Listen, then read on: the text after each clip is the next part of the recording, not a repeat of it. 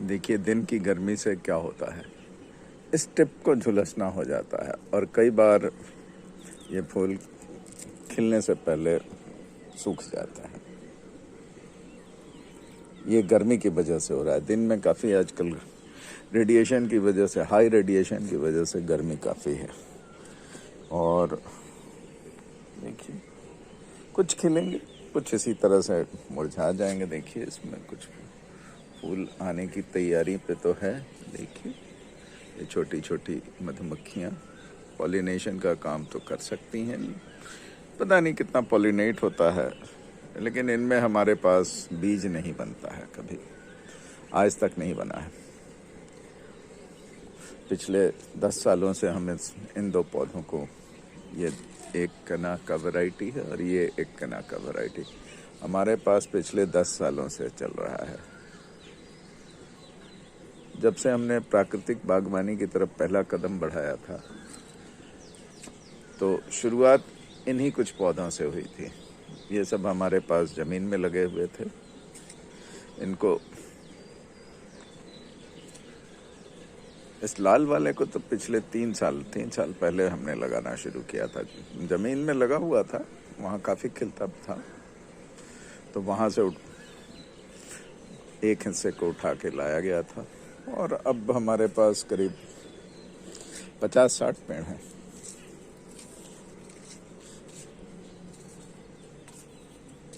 इनके भी खिलने की समस्या बनी रहती है दिन के समय। ज़्यादातर कलियां बढ़ती नहीं हैं धूप की वजह से।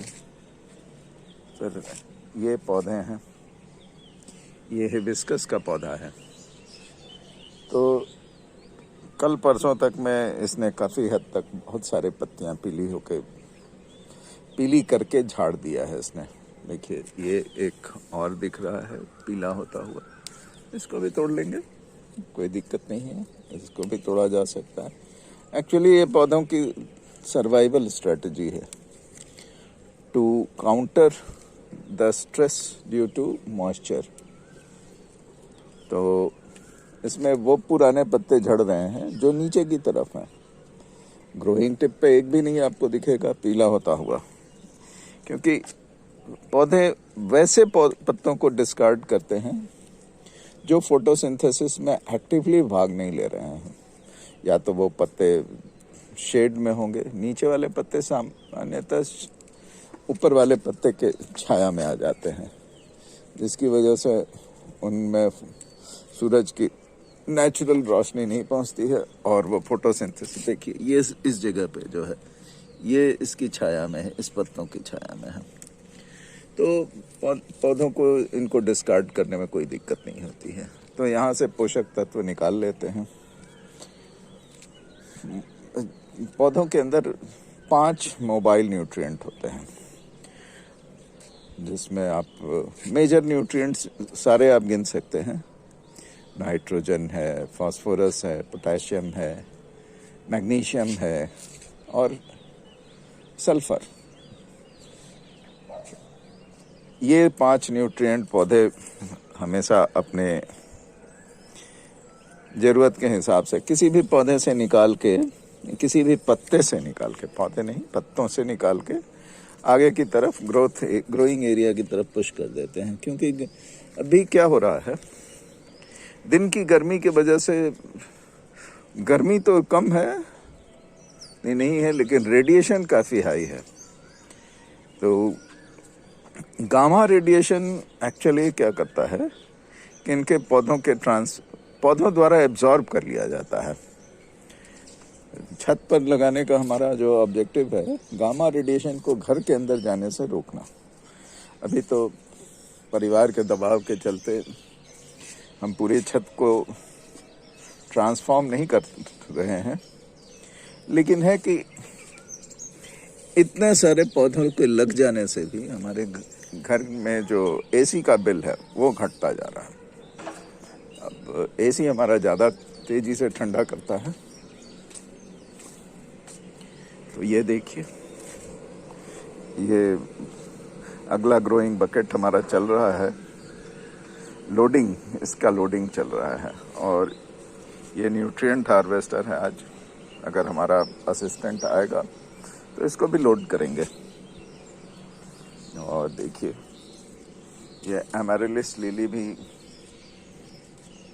खिलना शुरू कर चुकी है। एक बैच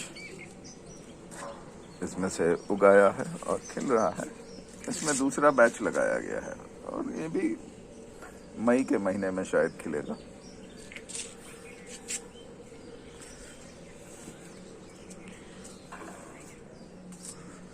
आप हमारे बगीचे में और भी इधर उधर देख सकते हैं। कुछ पौधों को ज़्यादा तकलीफ हो रही है, जैसे इसको, तो इसके पत्तों को भी हम हार्वेस्ट करने वाले हैं कुछ समय के बाद। देखिए इसमें भी ये टिप गर्मी की वजह से सूख रहा है। तो ये आउटर स्किन है, तो इसमें से कुछ खिलेंगे, ऐसा नहीं है कि नहीं खिलेंगे। और देखिए इसमें से शायद सप्लीमेंट्री फ्लावर हेड शायद निकलेगा, इसमें चांसेस है। या नहीं है तो हटा दिया जाएगा, क्योंकि अब केना के बहुत सारे स्टिक्स हमारे पास उपलब्ध होते जा रहे हैं। देखिए ये स्टिक भी, ये स्टिक भी, ये सब स्टिक अब न्यूट्रिएंट हार्वेस्टर के लायक होता जा रहा है। कुछ यहाँ पर भी हैं, यहाँ हैं। सो पॉसिबिलिटी है ये पूरा का पूरा स्टिक अब खिलने से इनकार करेगा। और फिर ये नीचे लुढ़क गया है, तो इसको भी संभावना है कि न्यूट्रिएंट हार्वेस्टर के में जाने लायक बहुत सारे स्टिक्स अब तैयार हैं। तो इनको किसी भी दिन हम लोग हार्वेस्ट कर डाल देंगे न्यूट्रिएंट हार्वेस्टर में। ये कैना बायोमास हमारे लिए major source of potassium, calcium और माइक्रो न्यूट्रिएंट का सोर्स है। एक्चुअली हम इनको फीड इन्हीं सब चीज़ों से रिच देते हैं, जिसकी वजह से ये एब्जॉर्ब करते हैं, एब्जॉर्ब करके रखते हैं और फिर ज़रूरत के हिसाब से जब हम इनको न्यूट्रिएंट हार्वेस्टर में डाल देते हैं तो वो रिलीज़ भी कर देते हैं। इन न्यूट्रिएंट्स को जल्दी ही कर देते हैं, कम से कम 8 दिन का वक्त, 8 से 10 दिन का वक्त लगता है इन न्यूट्रिएंट्स को हार्वेस्ट करने में, ये में रिलीज़ करने में। और फिर से वो पूरी तरह से रिसाइकलिंग में आ जाता है और सभी पौधों को बैलेंस न्यूट्रिएंट मिलता रहता है हमारे यहाँ।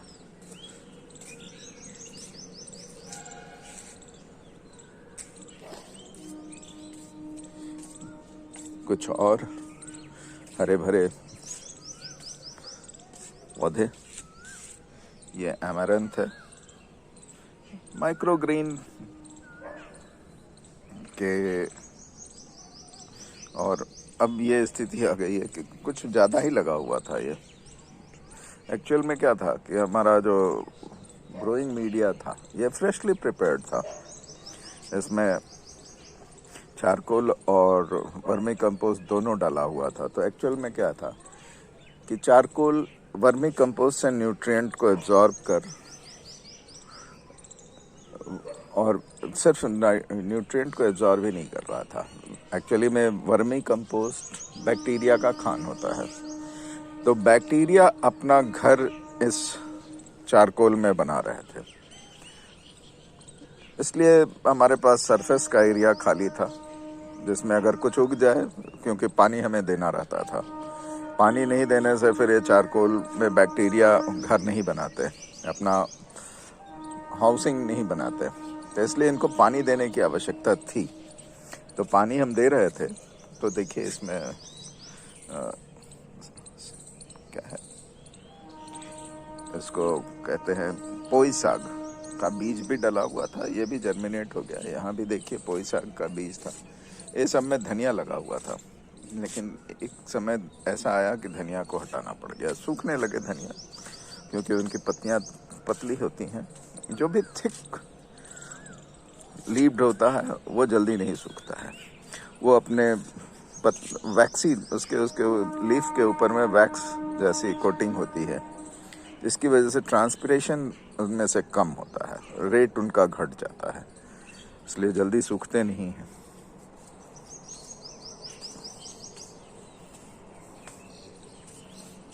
अभी पुर्सलेन काफ़ी तेज़ी से बढ़ रहा है, देख रहे हैं। एक्चुअल में पुर्सलेन हम लोग का जो ये है, ये न्यूट्रिएंट सप्लाई का अच्छा स्रोत है। और यहाँ पर भिंडी है।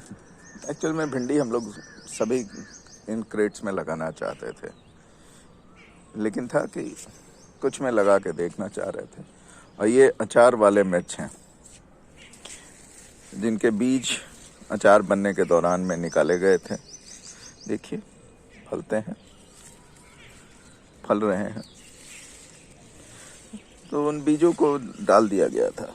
देखिए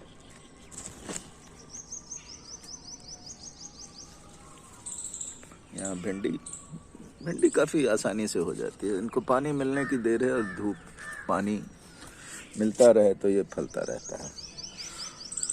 क्योंकि हमारी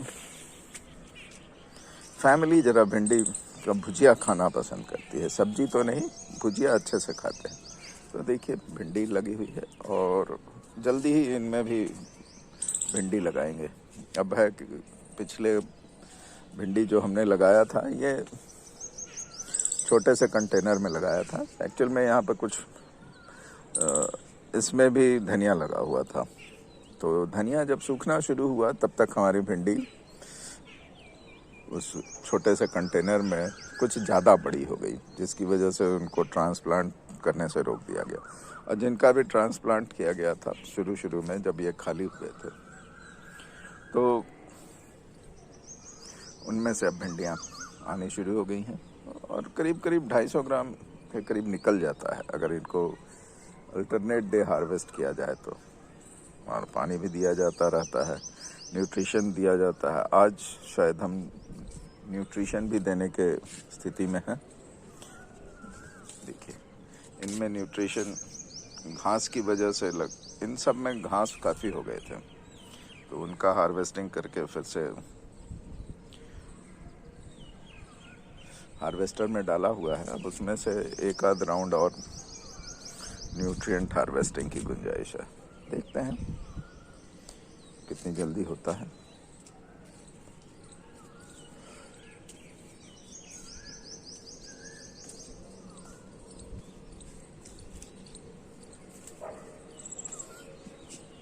ये सर्पगंधा का पेड़ है। हमारे पास 5 साल पहले कहीं से हम 2 लेके आए थे अपने रिश्तेदारों के यहाँ से, तो 2 से 10 हुए। 2 गमले में लगाया था और हर गमले में जब न्यूट्रिशन मिलना शुरू हुआ तो न्यूट्रिशन और सनलाइट ये बहुत तेज़ी से बढ़ना शुरू कर दिया। और 2 से 10 गमले, 10 से 20 गमले, इस तरह से होते हुए 20 गमले में 10-10 पौधे, करीब 200 के करीब इस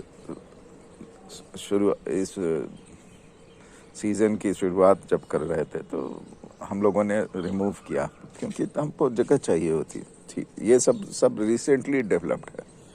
ये जितना हम लोगों ने डेवलप किया है, ये फरवरी 15 के आसपास लोड किया गया है, इंट्रोड्यूस किया गया है। वहाँ भी ये लगभग इसी आसपास सभी को इन्हीं समय के आसपास लोड किया गया है।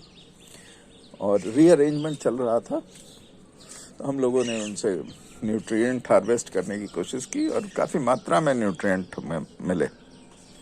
देखिए ये अपराजिता का, ये इसमें हम लोग कुछ फूलों को खिलने दे रहे हैं ताकि बीज हमें वापस से मिल जाए। देखिए कुछ बीज बनते हुए दिख सकते हैं। तो एक्चुअल में क्या है कि ये भी हार्वेस्ट करने पर न्यूट्रिएंट बहुत आसानी से छोड़ता है। यहाँ ड्रैगन फ्रूट है। देखिए भिंडी कल हार्वेस्ट करने लायक स्थिति में आ जाएगी। करीब 250 ग्राम भिंडी निकलेगा। ये मिर्च का पौधा है, वहाँ पर तेज पत्ते का था, तो वो इस कंडीशन को पसंद नहीं किया और डाई बैक। फिर बाद में हम लोगों ने, हमारे पास ये एलोवेरा भी था, काफ़ी मात्रा में था, मतलब एक एक ऐसे ग्रोइंग जो हमारे पास टायर है, टायर सिस्टम, इसमें एक एक में कम से कम 25। तो हम लोगों ने इनको इमरजेंसी के लिए रख छोड़ा था कि इमरजेंसी में अगर न्यूट्रिशन की हमें ज़रूरत पड़ेगी तो इनको हार्वेस्ट करेंगे। तो जाड़े का समय ऐसा समय होता है जिस समय और पौधे जो गर्मी वाले होते हैं, जो तेज़ी से बढ़ने वाले होते हैं, वो नहीं बढ़ते हैं। तो उस समय इनमें जो न्यूट्रिएंट स्टोर्ड रहता है वो हार्वेस्टेबल हो जाता है। तो करीब करीब हमारे पास उनसे ये काफ़ी लंबे समय तक न्यूट्रिएंट इनमें से हार्वेस्ट किया जा सकता है। फिर ये चांदनी है, आप देख सकते हैं, कल इनको पानी दिया गया था। पानी के बगैर सारी पत्तियां मुरझाने लगती हैं। चलिए, आज सबको पोषण देने का दिन है, जितनी जल्दी हो सकेगा आज हम दे देंगे इनको पोषण।